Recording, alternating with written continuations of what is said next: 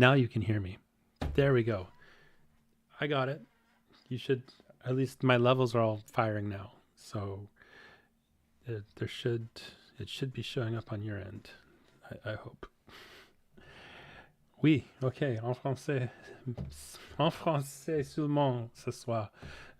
Parce que, no, I'm not doing it. That's as much as you're getting from me this evening. Well, welcome. Happy Thursday. I'm doing it on a Thursday this evening because tomorrow's St. Patty's Day and I'm going out. And that's what it is. I'm going to go for lunch with my brother and my son. And then after work, I'm going to go meet up with my other brother. And there's a big live open air concert downtown in front of the art gallery. And going to go get my Irish on. I got 39% Irish in me, and as per Ancestry.com, and I'm going to go enjoy it like I do every year. St. Patty's Day is always really a fun time for me, and I've called it my Christmas in the past. So I had my kids last year for St. Patty's Day, and that was awesome. And I'm going to see my kids on Sunday, going to Seattle. So if you have any hot tips about the Pacific Northwest, driving through Idaho, northern Idaho. So if you remember last summer during Pride Month when Patriot Front or whatever, Proud Boys, they rolled up on this Pride celebration in a U-Haul with sharpened spears. And yeah, anyhow, they got caught, thankfully, but that's on Coeur d'Alene. And I'll be passing through there, as well as Sandpoint, birthplace of not just Lighthouse salad dressing, but also Sarah Palin. Fun fact there. So then on to Spokane, Yakima, and then into Seattle for a few days. So my teenage son, my almost 13-year-old son, has gotten into Nirvana in a big way, which, hello, good evening, Cheryl. Into Nirvana in a big way, and it's a lot of fun, kind of rediscovering my teenage musical preferences. And in fact, if you follow me on Instagram, you saw this already, but I made him a mixtape of all the great grunge acts. So yeah, starting off with Screaming Trees, because Screaming Trees is actually my favorite Seattle band out of all of them. Wish I'd seen them, but the brothers, the bass player and guitar player, I want to say, didn't get along. Like they came to town. I wasn't old enough to go into the club, but they came to town and they got in a fight that night. Like the two brothers in a fist fight. But Mark Lanigan's voice is tremendous. So always been a Screaming Trees fan. Mechanical Koopa, hey, welcome. Where are you from, Mechanical Koopa? If there's another name I should use, please do share. As well, the last couple of live streams that I've done, I've noticed some lag with the video. So I'm using my DSLR, my Fuji that I do my videos in. And if there's any lag, please let me know, because I'm also set up here on my webcam. I've got it right here, ready to go, if that's the stuff. Southern California, that's a big place. Welcome from further up the Pacific coast. And yeah, so lots on the go. I haven't done a live stream, I want to say, in 6 weeks. I have not forgotten about Alice in Chains or STP. In fact, John, Alice in Chains is Heaven Beside You, track 5. Is that 5? I think track 5. And STP is right after it with Plush. So those are the two. I kind of wanted to go for a more mid-90s, like 1994, 93 kind of vibe, as opposed to the later STP stuff. But Heaven Beside You, that was my favorite track off there. Did they call that album Tripod? You know, with the dog on it? Or I can't remember if I just called it that. Which case I'm going to hell. According to the Society for Prevention Against Animals. What else? I got Soundgarden, Black Hole Sun. Soundgarden, I wanted to more accessible, for a 12-year-old. I thought, they're a bit, I think they're the most of the most complex. You know, Kim Tail is a guitarist. He's like, he just uses those crazy chords or scales. Pearl Jam, Alive, Brendan O'Brien, like rock and roll. Like that's just doesn't. Album was 10, 93, 92. Can't remember. I want to say 92 was when Alive came out, or 10 came out. Dinosaur Jr., Deep Cut, Feel the Pain, Temple of the Dog, Hunger Strike, Andrew, I can't remember the guy's name from Mother Love Bone. But yeah, Temple of the Dog, Hunger Strike, they did the fundraiser, of course, for Mother Love Bone. Cranberries, initially, you'll see it's scratched out. I put in Zombie, and I switched over to Dreaming My Dreams. I wanted to end that side with something more melodic, and that's actually my favorite Cranberries song. So I hope that's just the first side, and the second side is full of a lot of other great ones, kicking off with Matthew Sweet.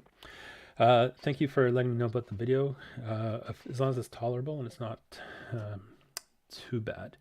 So an interesting thing, I'm going to try to repeat questions if they're asked in the chat, because I didn't realize when I was looking through the replays of the live streams, the chat doesn't show up.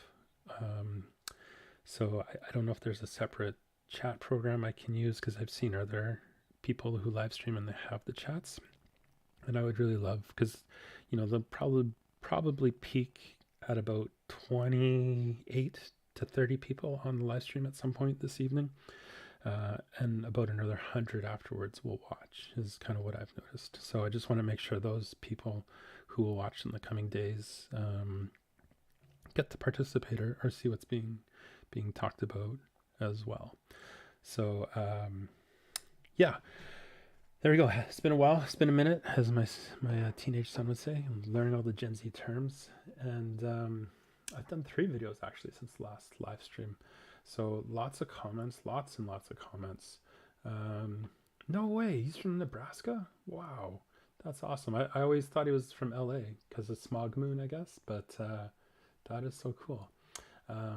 He's his pop sensibility is phenomenal, and also that album, did I say this? I don't think I said it. Brendan O'Brien produced that album too, the guy who did 10. So pretty sure it's Brendan O'Brien. I don't think I'm wrong. I'm usually not wrong with mid-90s record producers, whether it be Steve Albini, Butch Vig, Brendan O'Brien. I'm pretty up on that. Yeah, so it's been a minute, and I just wanted to I enjoy this. I hope you're enjoying it, and I get the sense that people who keep coming back, and I really appreciate the folks who keep coming back, and I see you in the chat, and I see you in the comments, and I gotta say, doing the live streams, I think this is only my 4th or 5th one. I feel like I've rediscovered YouTube in a different way, like heading into my 5th year on YouTube. It's so much more fun now to do YouTube, and to see the comments, and then to come here and just have this back and forth with folks. It's so thank you for this great gift that everyone has given each other. I feel like I think there's a lot of back and forth happening, and it's really, really cool to be a part of. So yeah, and I thought I would just go into some of the stuff happening. Like today's a bad day, and it's getting hard, folks. Like it's getting really, really hard. Hey, CC. I know you do them all the time. My phone is going off. CC, lives are fun. I love doing them. Real-time engagement is neat, and we build community. Yes. And my phone goes off with notifications for your lives, either on Instagram or TikTok, and you do a fantastic job of them, I got to say. So thank you for everything that you do, because you have such a tremendous way to communicate, and I wish I had half your skill with video, because you always impress me. But it's getting hard, I'm sure. I'm in Canada, like, you know, I'm not going to pretend to be immune from it. Like we've had this spillover, like issues in Calgary, like so there's you know, there's the city had to actually pass a bylaw this week, or was it last week, to create a bubble zone around libraries, because these people kept trying to interrupt drag queen reading hour. And, there was supposedly a locker room incident in Saskatoon 2 weeks ago. They've had it 3 times here in Vancouver. Canyon Pool, yeah. Which, yeah, in Calgary there was one too. So in America, it's just getting worse and worse and worse. And today we see Georgia just passing the bill this afternoon, the 9th state in America to limit transgender, that's a good way to put it, transgender care for minors as the GOP, Grand Old Party, prevails in party line vote. And it's distressing. I don't know how I can support people in America from here. I don't know what I can do, what I can share. I can't vote. I just try to repost stuff. I try to tell people what's going on. And I see in the ACLU, it's tracking 421 anti-trans bills right now, anti-LGBTQ bills, sorry, in the US. When I started looking at this map last month sometime, it was 300. When I checked at the beginning of the week, it was 409. And now at the end of the week, it's 421. I think, like I made the point in my most recent video, we got to stick together. We got to stick together and keep that umbrella big and broad, and just help people stay dry. Because it's going to be hard, and this isn't a culture war anymore. It's a flashpoint, and it's a rallying cry. It's a call to the standard. You've got 2 standards in battle, opposing generals, and you have this side of hate that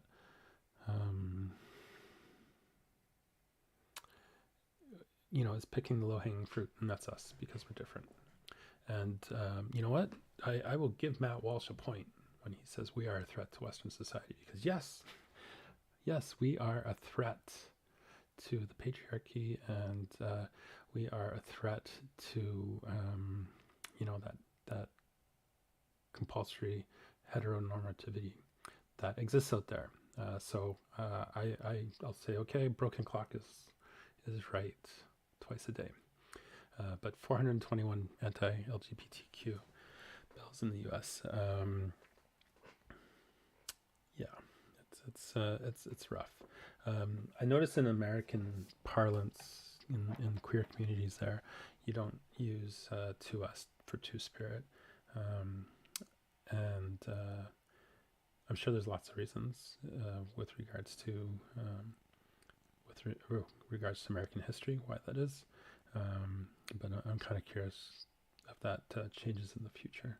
And there's actually, interestingly, there's a case going before the Supreme Court this fall with regards to, it looks like the American version of the 60s scoop that occurred here in Canada through the 60s and 70s in America.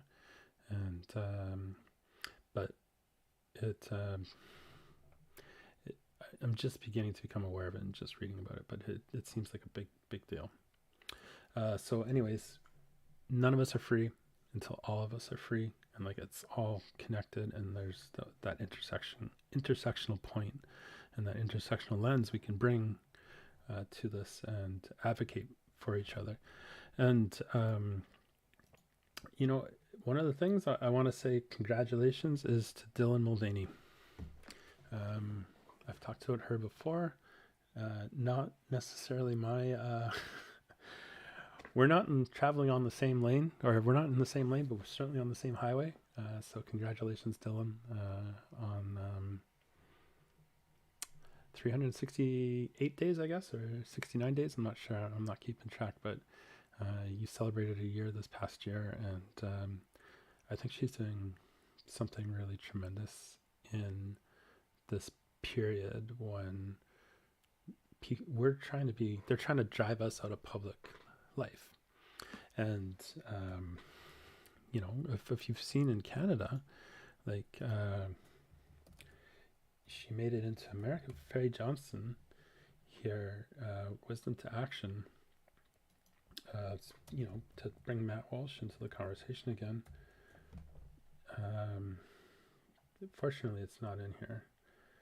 I don't want to click on him. I don't want to click on his Twitter feed, but he and Daily Wire or whatever spent $350,000 because Hershey included her in a campaign for International Women's Day, and they made some really terrible transphobic comments, like really, really horrible. And she had to lock herself down, lock her socials down. She came back this week, and they just dumped on her again. At the same time that this happened, my employer, my company, which is, it's not the biggest life insurance company in Canada, but it's certainly a prominent one. And they included me on their public-facing material with regards to International Women's Day. And, so I'm in it for like 10 seconds in the video.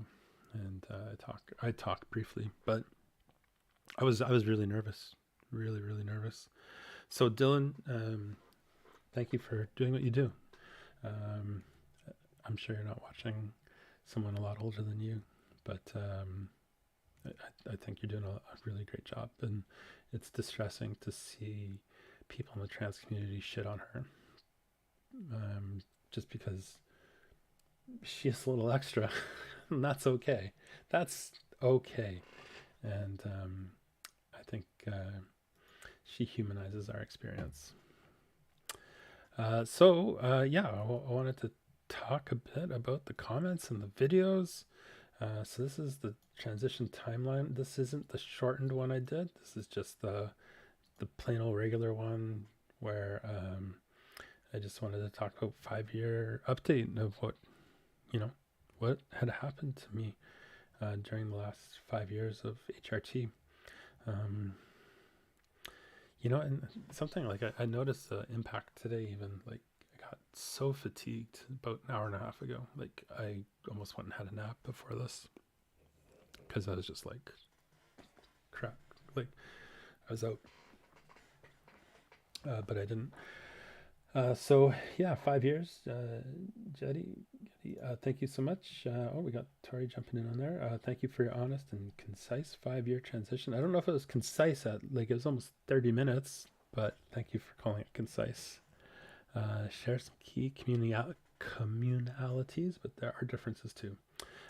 You're a bit older, 20 years older, and could not imagine transitioning 10 years ago. Neither could I.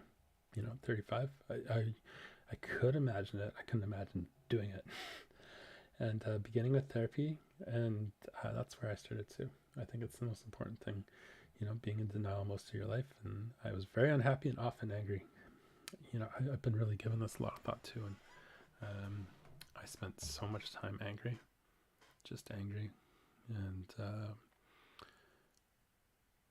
such wasted energy. And living my life for others, and an appeaser fixated on making others happy but not you. Megan is a friend of mine from Calgary, and was the one who showed me everything I know about makeup, really, to start. She came over, and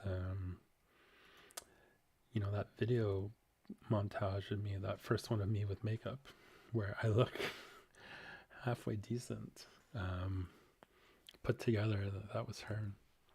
Trimmed my hair. She's a hairdresser, and you have blossomed and grown so much since we met. And seeing the peace in your eyes as you describe your experiences, where you are, so lovely to watch. I'm so glad we met. I've been able to follow you on this journey and call you my friend. Here's to life. I'm glad you are still with us. Me too. I'm glad I'm here. Thank you for everything, Megan. I can't read this. I'm going to assume that is Cyrillic of some sort. So I'm not sure if that's where that would be. But thanks for this video. It's very supportive. I hope someday you'll be able to start. I hope so too.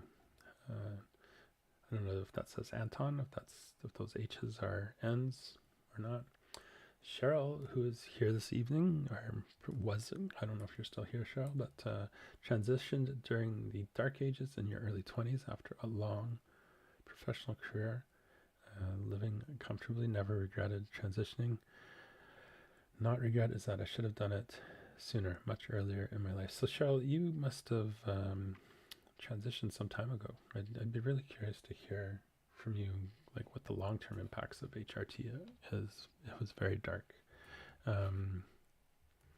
Yeah, I'd be curious to hear more about that.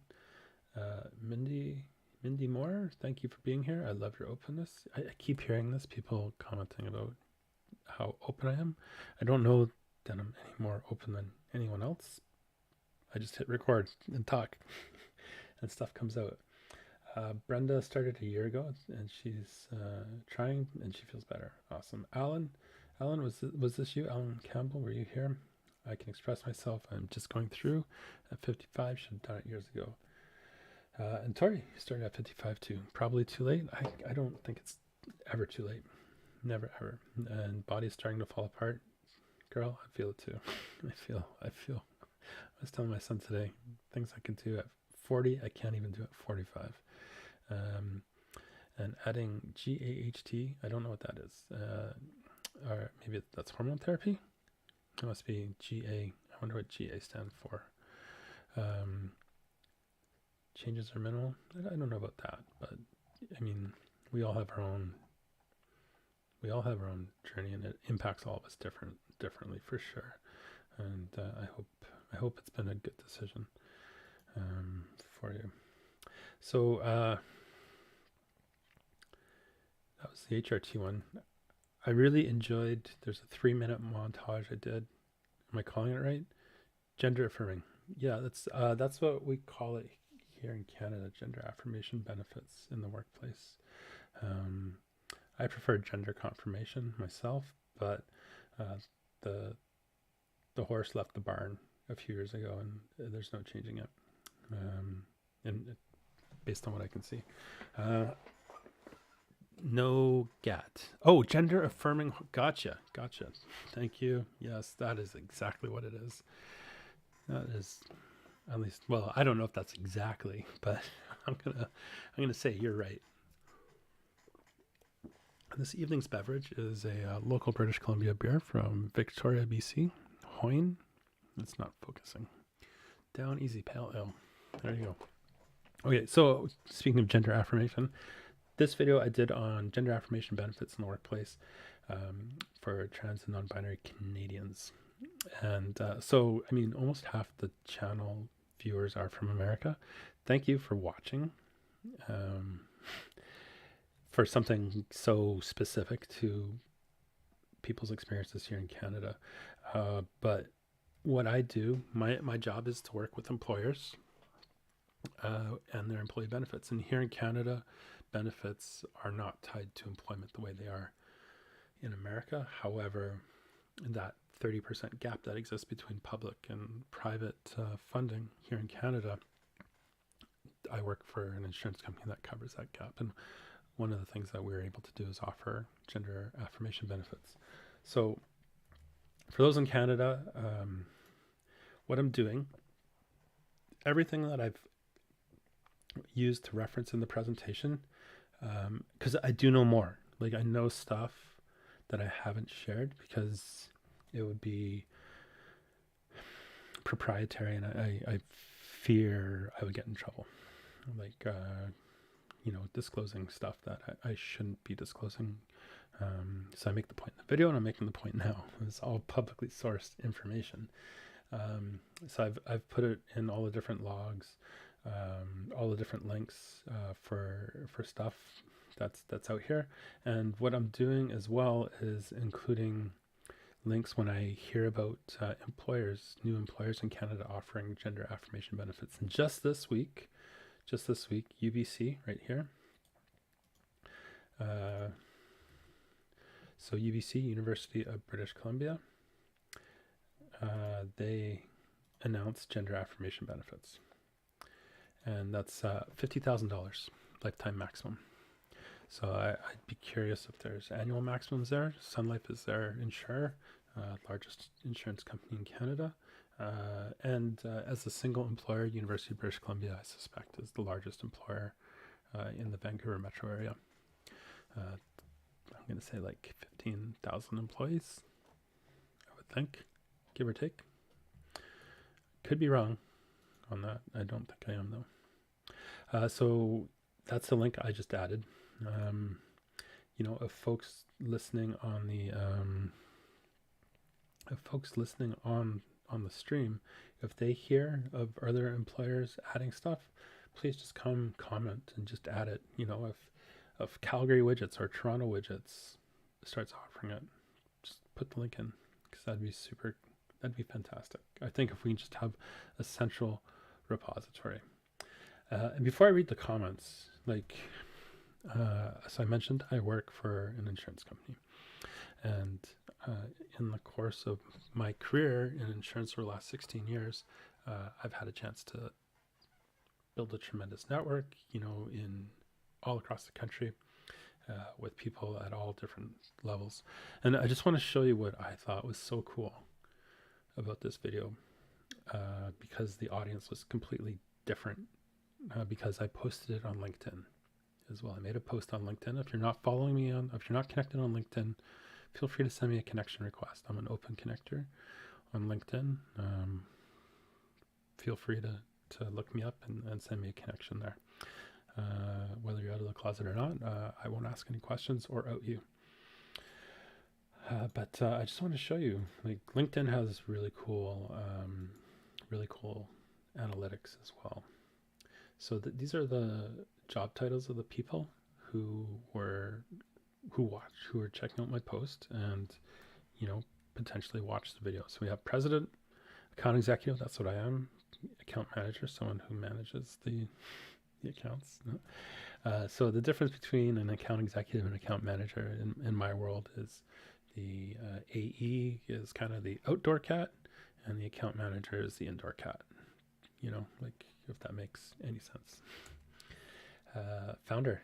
So, I do a lot of startups and financial advisors. So the consultants they were checking it out. And then we can see across the country, 500 people from Toronto, 300 from Vancouver, Calgary, 250, Edmonton, 114, and KW, Kitchener, Cambridge, Waterloo, 109. That's basically my professional life right there, is from Vancouver to Toronto. I've worked for a lot of people in the Waterloo area. I've spent years in Edmonton, years in Calgary. And I am, when I first moved to Toronto, or I have never moved to Toronto. I've been there a lot. I was just there a couple of weeks ago, going back again in a few weeks too. But when I first moved to Vancouver, I was really struggling with employment, and one of my instructors at Simon Fraser University sat me down, looked over my resume. He's like, your resume's great for Bay Street, which is Main Street in Toronto, where all the head offices are, all the financial buildings are. It'd be like Canada's version of Wall Street, basically. And that business community does not exist in Vancouver at all. It's Toronto and Calgary for that sort of thing, and that's not Vancouver. But yeah, Toronto. And then, so we see companies, Sun Life, look at all the insurance companies. But look at these two here, BFL and Hub. Can you see that? Yes, you can. So those are two consulting firms. BFL is a national consulting firm headquartered in Montreal. I do almost no business with them. I know a couple people there, but I don't work with them at all. And I thought this was really cool that they were checking out my post. So their consultants are talking to their clients across the country. And that's really great. The next one down is Hub. And if you take Hub in and of itself, they are larger than just about any insurance company in North America, because they're a continental organization. So they're checking out the video. And I really hope that they're taking that message to the marketplace and to their clients. And yeah, so I thought this was really cool to have this kind of impact beyond just talking to trans folks, talking to the people who can actually get out there and talk to employers and help trans and non-binary Canadians get this coverage, because there is a gap in trans coverage here in Canada. If you look at my last video, you can see bruising under my chin. This one's not, it's kind of cleared up by now, but I had electrolysis, and that's a benefit that's covered, and it's really cool. So the title of the video was "Do They Work?" And I'm just gonna say, like, based on the messages I received on LinkedIn, on Instagram, on Facebook, on Twitter, direct messages mostly, like, 'cause nobody wants to throw their employer under the bus. They're like, everyone's grateful that it's here, but the consistent theme was, this is so frustrating. It doesn't work the way it says it's supposed to work. I have to jump through all these hoops, and in the end, I'm just left feeling frustrated. So, if you're watching this, if you're a plan sponsor or a plan consultant, hit me up, give me a call. Like, let's talk. If you're a product manager at an insurance company, maybe talk to somebody who's a client, because I should not talk to you directly as a competitor. But I'd be willing to let you hear about my conversation with somebody else. So yeah, Aubrey wrote a big thing. I'm not going to read it all, but she goes into detail here about her experience with it.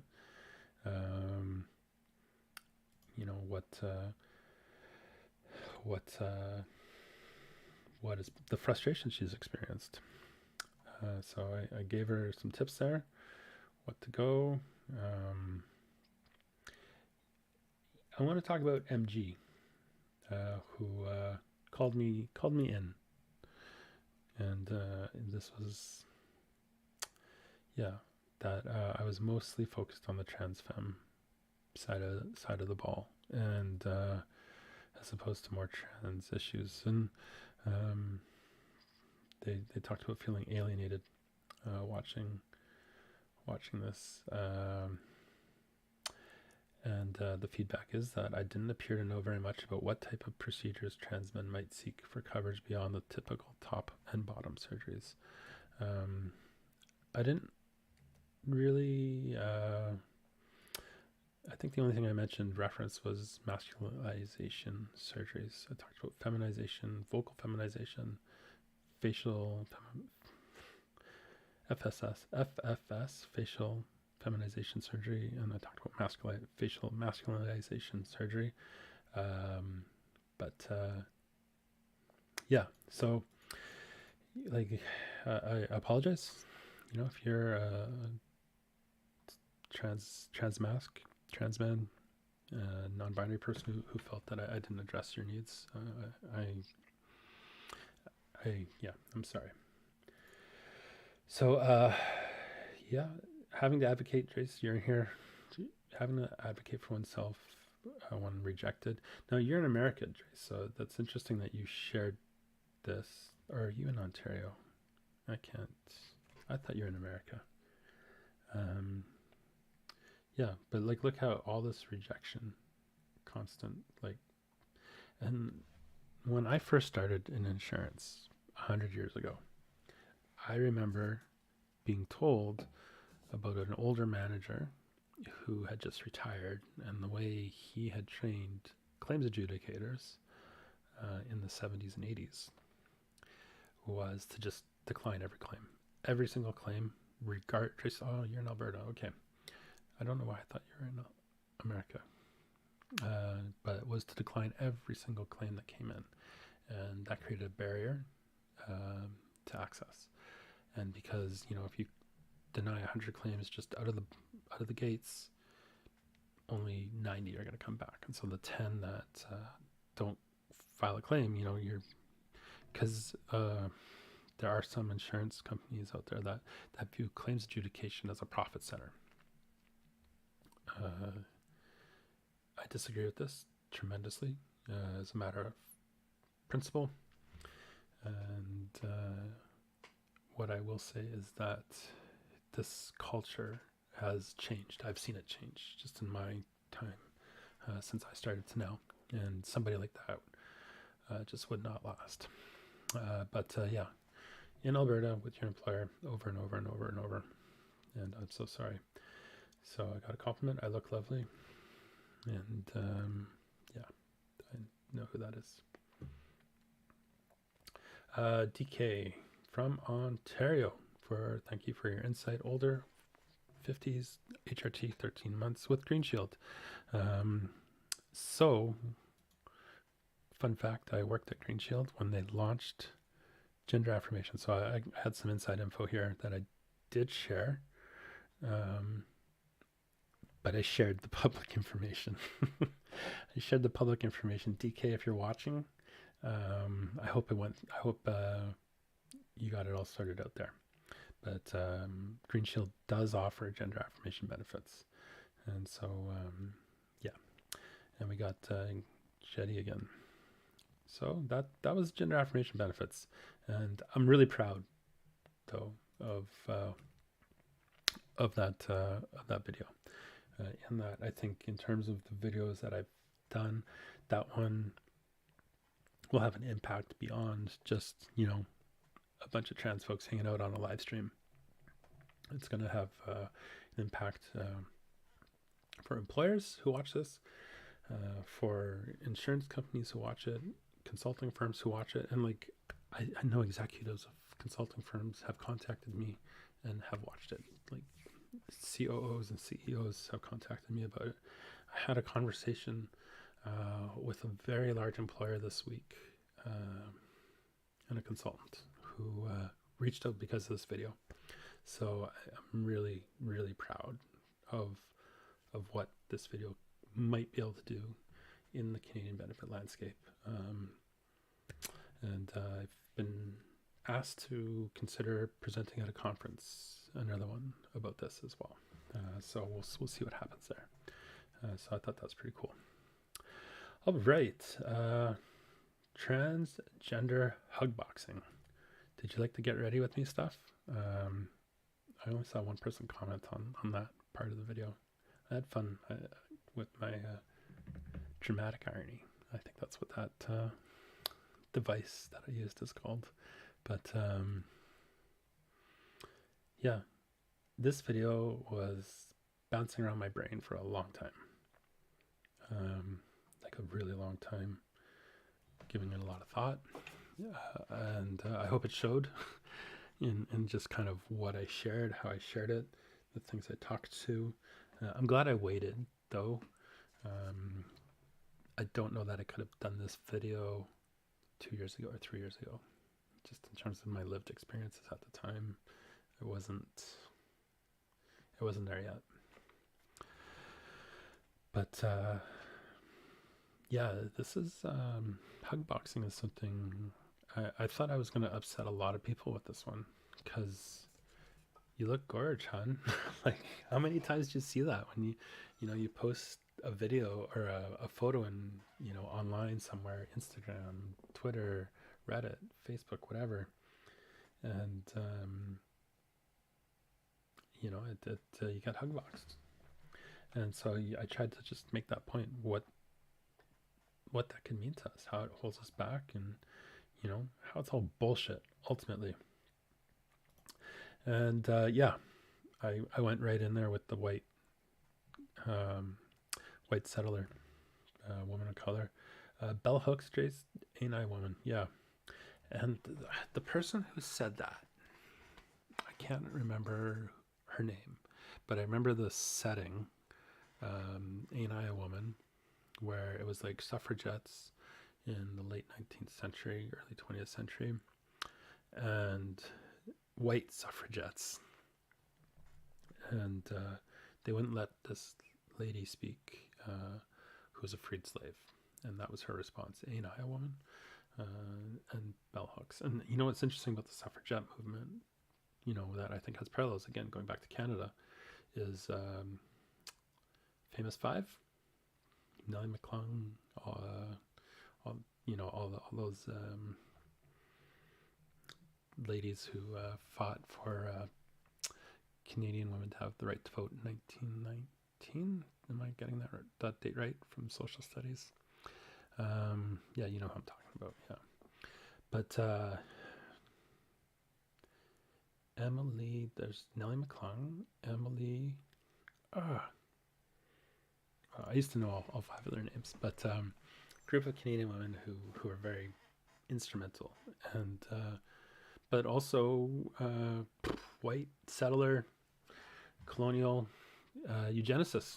Like they really they saw no place for people in Canada other than white settlers, and you see that reflected, you know, in The Greatest Canadian repeatedly, and he disavowed it later on in his life as he developed lived experiences and grew, was Tommy Douglas, of course. And if the Canadians on the line on the stream, they know what I'm talking about.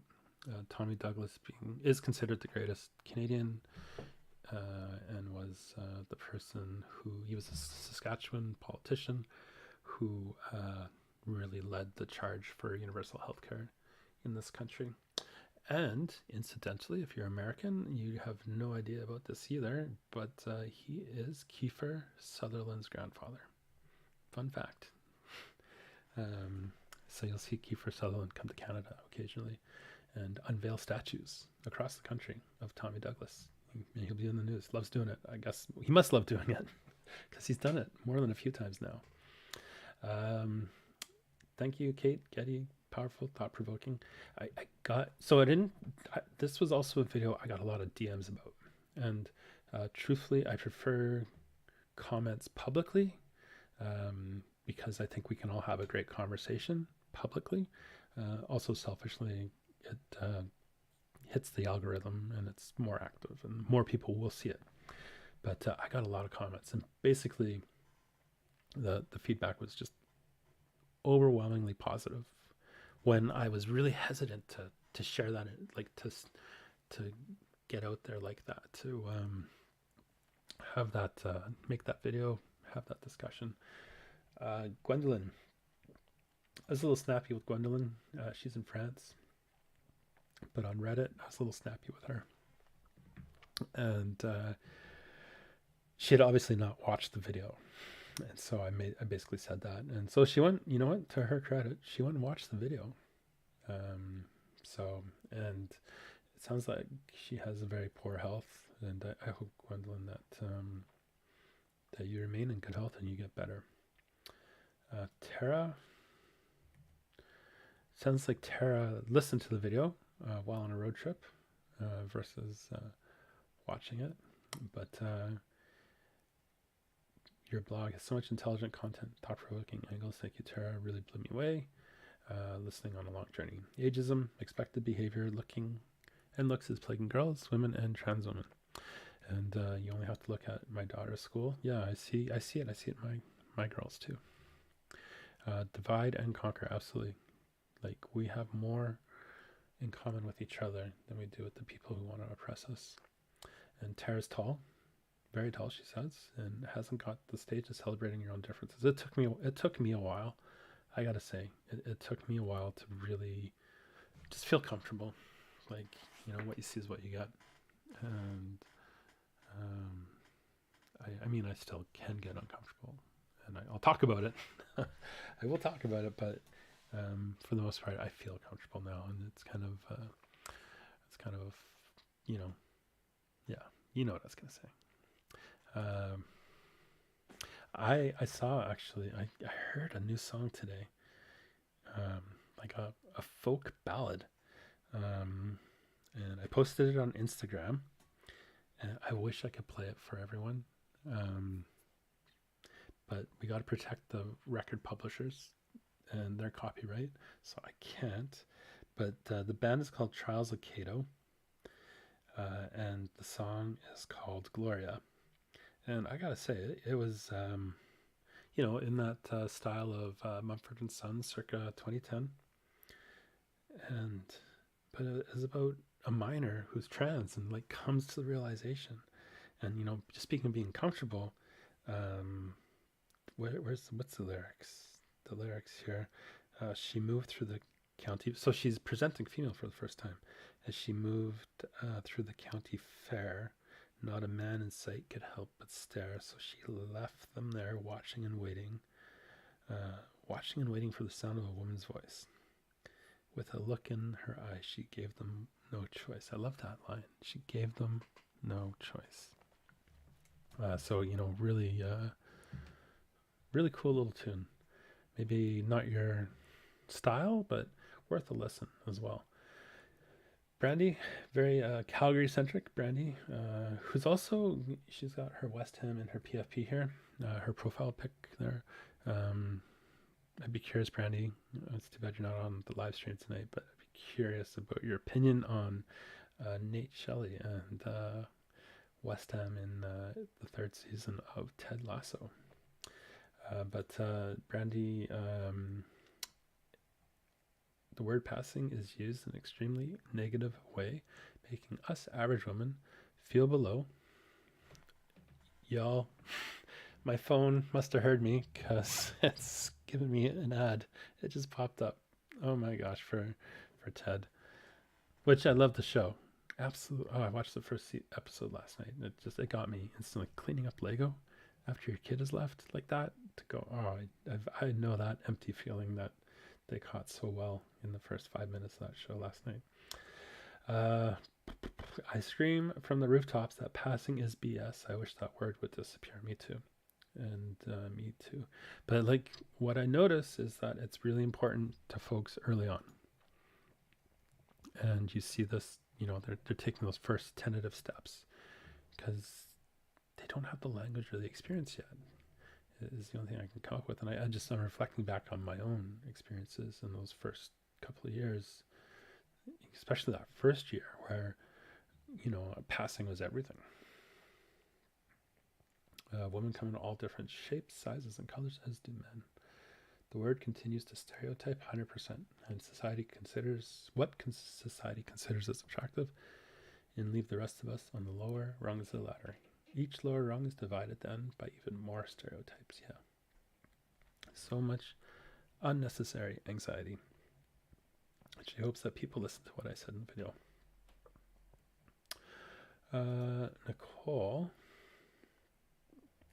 Nicole Ostdeutschland. Oh, Brandy is here from West. What thoughts do you have about West Ham being the villain in season 3 of Ted Lasso?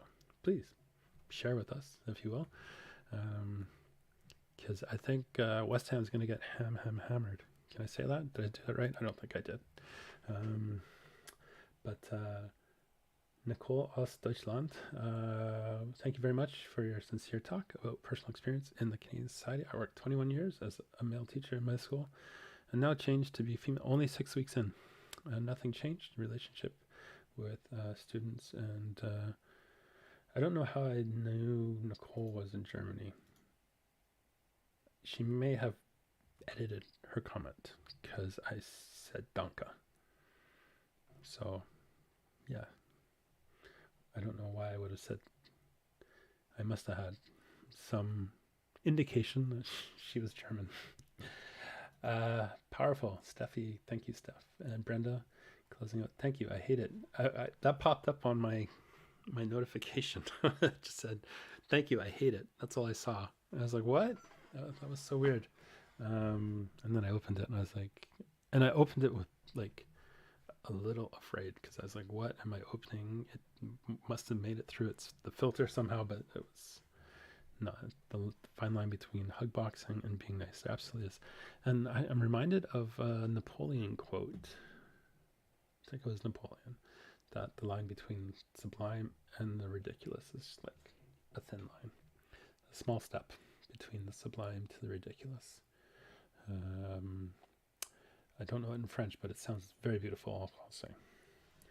So those are all the comments. what do y'all think so far? 3 videos late. I'd really like to get into a rhythm where I can do one video live stream, one video live stream. I think that'd be really cool. I will share that this last video I edited all day Saturday. Like started at 9 a.m. and didn't finish till after 7. And oh my god, yeah, it was like 11 hours of editing, and it was I was just like in total hyper focus mode. So anyways, I would like to get into a rhythm where I can do back and forth, less editing. One of the reasons I think I enjoyed this so much is I just get to chat, get to talk, you know. So I wanted to share the stats. I've talked about them in a few previous live streams. I wanted to share with everyone what's going on, what like who's watching, how they're watching, and what are the things that I look for. And I hope that I hope you like this part.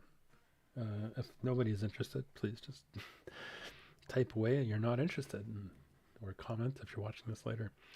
But the last 4 weeks, 9,112 people have watched, which I'm not even sure I got 9,000 people to watch in the first year of my channel. Here's the most important thing. Like, so YouTube used to be really focused on views until there was a certain video with 2 girls and 1 cup, and that changed everything. And so now, and I'm really glad it did, because views don't matter actually. In if you ask any YouTuber, they're not looking at views. The thing they're looking is watch time hours. This is the most important thing right here. So you need watch time hours. So 265 hours in the last 4 weeks, and which I think is really great, really cool. The other interesting thing though, 31 subscribers the last 4 weeks. Okay, so I've got 1,135 subscribers, I want to say, last time I checked this morning. And so there's 31 of those just in the last 4 weeks. But let's roll it back 90 days. 112. So what that means is 10% of the subscriber base is brand new, like just in the last 90 days. And I think that's interesting, in that it coincides with the time. Is it really? Because I'm noticing really long TikTok videos, and I wonder, TikTok makes no sense to me right now. I'm just kind of throwing stuff up against the wall, like trying to figure that out and see what works. I spend way more time watching TikTok than I do making on TikTok. But you do a great job on TikTok, I gotta say, CC. Yeah, 112 subscribers and 30,000 views. And what I think this coincides with was when I began experimenting with shorts, and started kind of pushing, just trying to figure it out. And I posted some stuff on TikTok as well. I have no idea how many people. Well, I could look how many people come from TikTok, but there's no link in TikTok to YouTube, so I'm not sure. But 10% of the subscriber base in the last 90 days. So I think that's really important. And when I look at the content of the videos, you can't. I'm sure long-time viewers have noticed that I've changed my style with the thumbnails and with the titles, and a little more. I don't want to say it. Well, they are negative. Like they're. There's a marketing term for what I'm doing, but I'm creating a negative impression to answer a question to get somebody to click in, opt in. For example, talking about transgender regret, was it a mistake? Doing the 6-month update. And to that point, that video has got just over 9,000 views, second most viewed video on my channel, and it'll hit 10,000 in a few weeks, no question. So I have had a couple people comment that they feel it's clickbait, and they don't like that they clicked on it and they got something different. And I don't feel bad. I don't feel bad about it at all. I'm taking advantage of a societal zeitgeist of anti-trans bias, and I'm riding it, and I'm taking advantage of it, and I'm bringing people in who I hope have their experience humanized. Like, I'm just some random 45-year-old trans woman in Canada. You know, I've got kids. I worry about, you know, paying the rent on time, going to work. You know, I like to play soccer. I like the Canucks. Like, I'm just sharing my lived experience through this channel, and I hope that that helps somehow in whatever small way. So views don't matter, but it is kind of cool to roll it back out over lifetime views.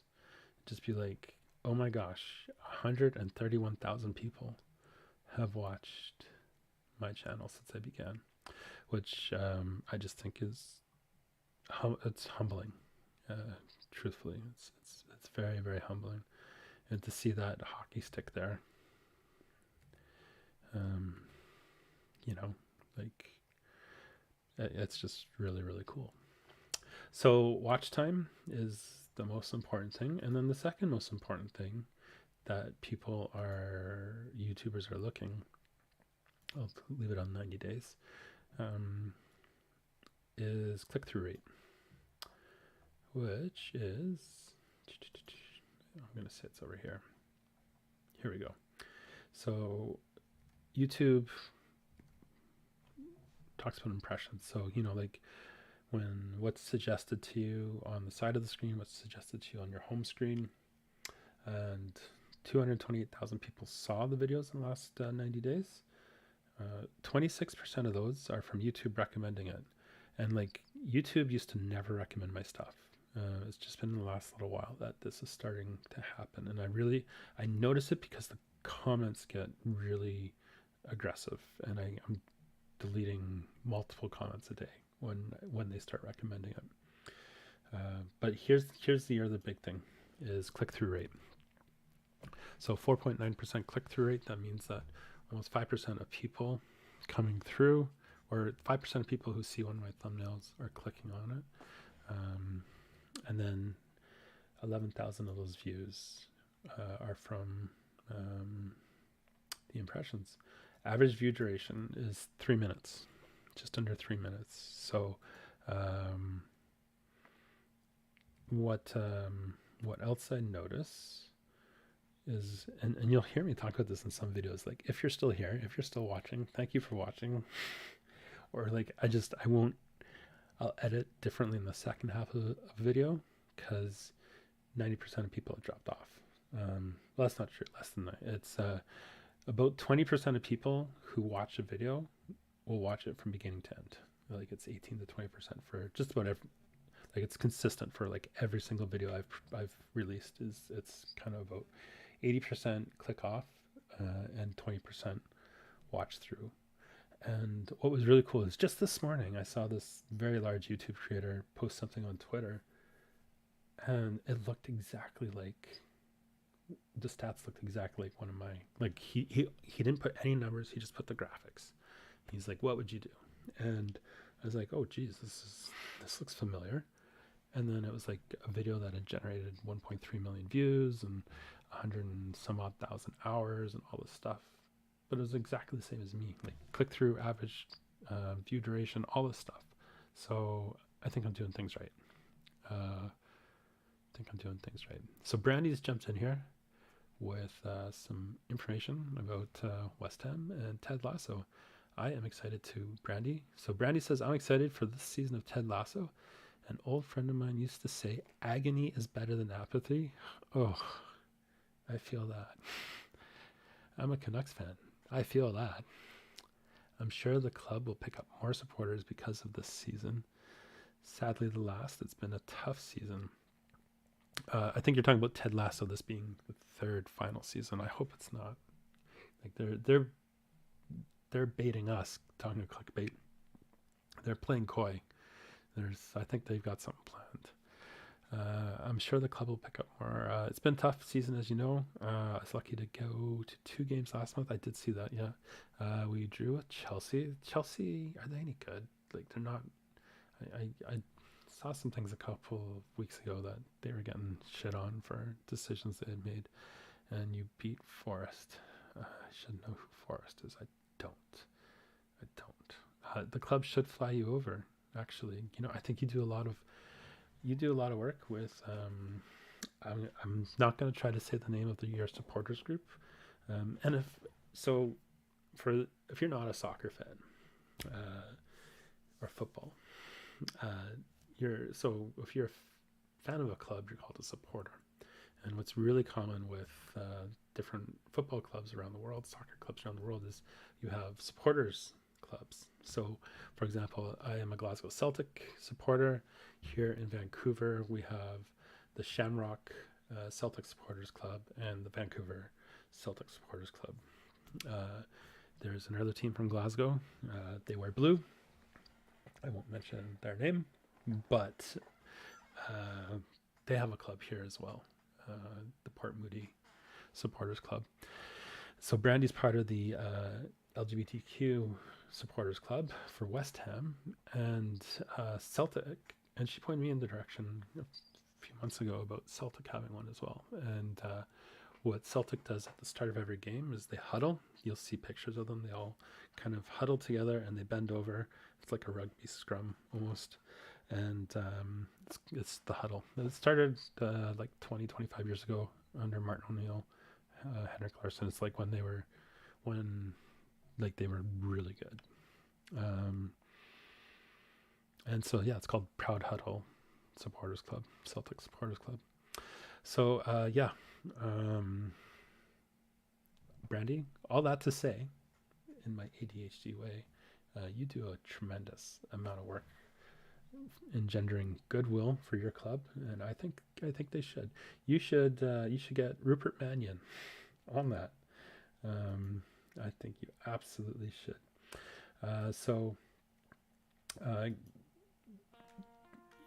I think I'm gonna start to click off here in a little bit. We'll get the outro music playing, the walk-off song, so to speak. I think a good thing to comment here as we close. I started with, that news about Georgia, and it's tough, like I said. But there are bright lights, and one of the things I'm trying to do when I talk to cis people, straight people, is just ask them, be an ally. And it's exhausting for us because there's so few of us, and speak up for us when we're not there, when we're not around. Speak up for us, and it's not just us. Speak up for that person, who doesn't look like us, doesn't look like you, doesn't look like me, that person with different experiences. And I think one of the most luminous examples of allyship in America today, right now, and Getty showed us here, that state senator Michaela Cavanaugh of Omaha. And Nebraska has a very interesting legislative setup because it's nonpartisan in their state legislature. And there's something with the senators too as well, where it's nonpartisan. Typically Nebraska's Republican, of course, but it's interesting because it allows for things like this. And what's also really interesting is, State Senator Michaela Cavanaugh has been filibustering every bill in the Nebraska legislature for 3 weeks. She has been, even just parking bills, just standard matter of fact things. She's drawing it out. She's making them sit there for 12 hours, for 15 hours. She's not letting them get about their day-to-day legislative business, because she's fighting them on what they want to do and following these other states with regards to legislating against trans folks. So thank you, Senator Michaela Kavanaugh, for being an ally and taking up that space, because we can't do that, and we need people like her. Need people like her to help. So the other interesting thing, I'll just get back to the legislative arrangement in Nebraska. The state speaker is Republican, but like he's not angry at the state senator. He's saying, well, she's doing her job. She's making the system work the way it's supposed to. And I thought that was really like reasonable. And in this polarized world, whether it's in Canada, the UK, or Australia, or the US, this polarized political world where it's us or them. If you're not with us, you're against us. It was just really refreshing to see. So Brandy was serving on the board of Pride of Irons. There you go. That makes total sense. That's why it's called that. Pride of Irons group for 2 years from way over here in Calgary. And a highlight was when you got to interview your captain. That's great. For last season for Rainbow Laces. I would love to interview Callum, what's his last name? The captain for Celtic. He's from Australia. And well, Brandy, you do a lot. So, and not just for Pride of Irons, you do a lot for Skipping Stone. So, you're doing a lot, and that's great to see. Okay, it's been 1 hour and 7 minutes that we've been on stream tonight. Thank you so much, everyone, for dialing in. Do we say that for streaming? I don't know. I'm going to say it. We dialed in tonight. Thanks for dialing it in. Thanks for being here. I really am grateful. Like I said, you've helped me find a lot of fun and joy in YouTube again. And I hope you're seeing it in the output and just how I'm making more videos and getting out there more. So have a good night all. Talk to you soon. Bye.